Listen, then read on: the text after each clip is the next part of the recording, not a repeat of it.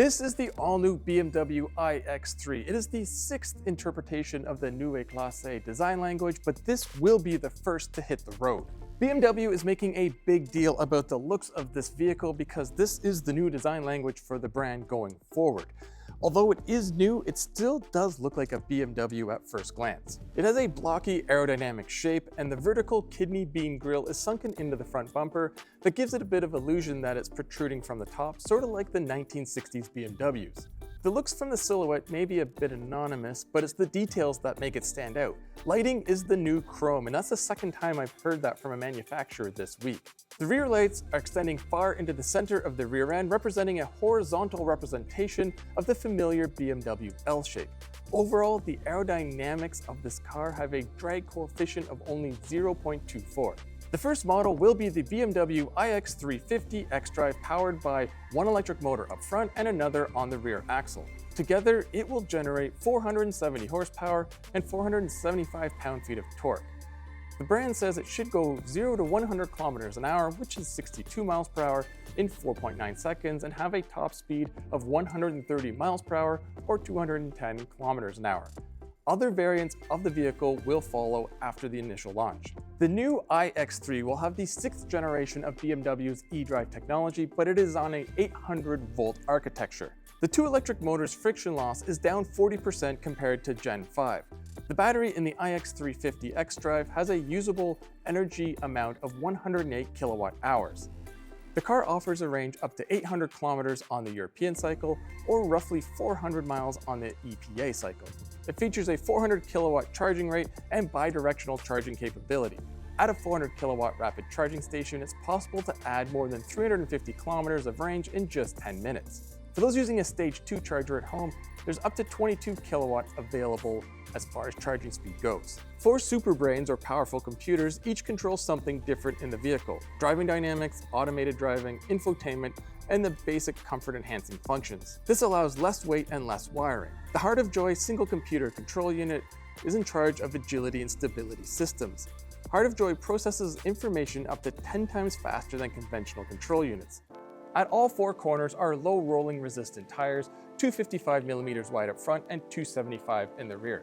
The battery pack sits very low in the vehicle to give it a low center of gravity, and weight distribution is a near perfect 51% front, 49% rear.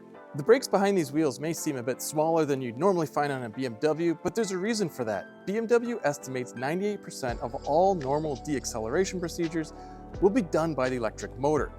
That may sound crazy, but this is supposed to be the smoothest braking performance of any of the brand's vehicles ever. Now, like I said, there are conventional brakes and they will come in during harder braking procedures, but a lot of it's just going to be controlled by that electric motor. And speaking of braking, something that I love is that the automatic cruise control system will not deactivate if you apply a light brake to it while it's on. It won't just turn itself off as soon as the brake pedal is touched. If it knows that you're just trying to slow down a little bit, it will continue working the way it's intended.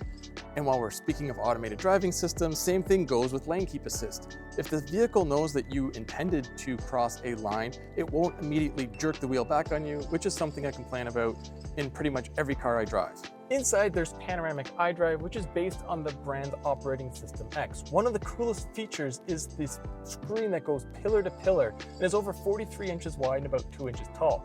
But one of the coolest features about the screen is that it's kind of projecting down the hood, which gives you a better line of sight. The most important driving information is projected directly in front of the driver, while the left-hand side can be fully customized to anything that the driver wants to put there.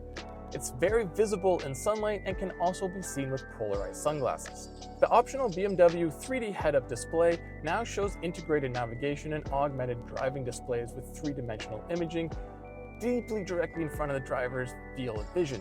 What that means is the actual images look like they could be 13 to 29 feet ahead of the vehicle, which again improves the overall sightlines when driving behind the wheel. Most of the vehicle's features can be controlled through the 17.9-inch infotainment screen that responds super quick and is very easy to use. Inside, well, it's a very modern interior that's design language is mirroring that of the exterior. There are lighting elements everywhere, including backlit lighting on the dashboard that's actually lit in behind the dashboard as opposed to the Mini that's projected down on it. This new multifunction steering wheel is really cool, and there's some cool design elements on the vertical spokes, while the horizontal spokes actually aren't connected to the wheel. Getting back to the screen, there are extensive entertainment options, including YouTube streaming, Disney+, and even games that could be downloaded and played when the vehicle's parked. Smartphone integration, of course, is here, so Apple CarPlay and Android Auto, which comes standard, and there is a wireless phone charger. Other options that come standard: 2-zone automatic climate control, an alarm system, seat heating, and electronically operated seat adjustments are standard, while M Sport seats, multifunction seats, 3-zone climate control, the sport wheel, and many other things are options.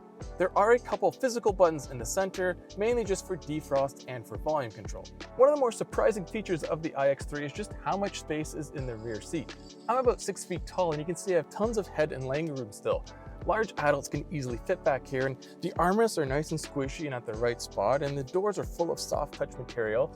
And besides the panoramic sunroof, there's also these large windows right behind the passengers that give a more airy feeling. A lot of SUVs don't have a window that big that lets in more natural light. So like I said at the start, this is the first of the Neue Klasse models, and BMW says 40 vehicles will be around by 2027. This one goes into production in late 2025, and those of us in Canada and the United States should expect it summer of 2026, and more details like pricing will be announced closer to that on-sale date.